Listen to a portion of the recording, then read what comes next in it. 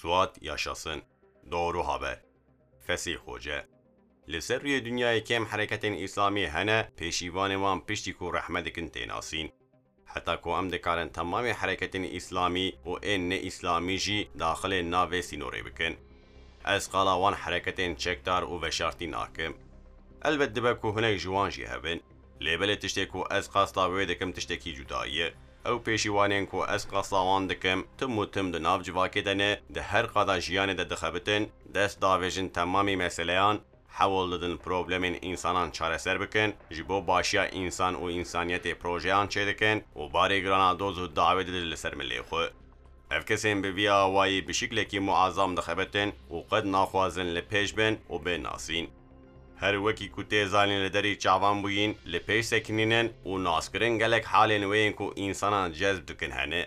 لورا به ویا وای انسان تی ناسین با آوی تکرین تی حز کرن تی شوپاندن و گلک تشتین به ویا وای این کل خوشا مرف بچه هنه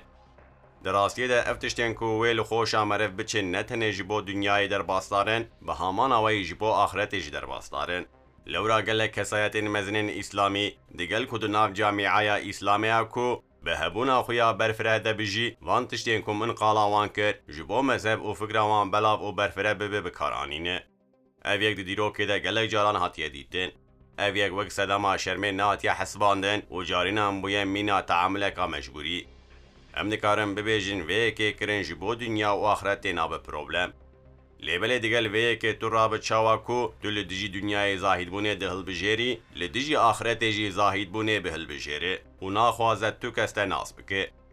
جمعه چند کس دکارم مینا وی کسی حرکت بکه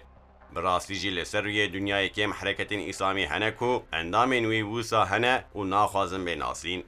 بله مرحوم فسیح خوجه وان تشتان تینه بیرامن جخو از رابم قالات طبیعتا ویا خوش و نرم اخلاقی وی خوشک ریحوالتیا وی بخیر و برکت و فداکاریا ویا جبو اسلامی بکم از نکارم جه حق وی که درکوم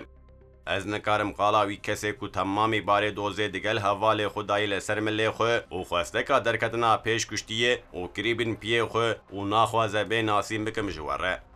از نکارم جه حق وی که درکوم خدا فسیح خوجه کو جبر اشکنجه کلیه هات کرن کرجکی وی هات گرتن و جبر وی سنمی پیشی چند سالان رحمت کرد دیخ جنت آخو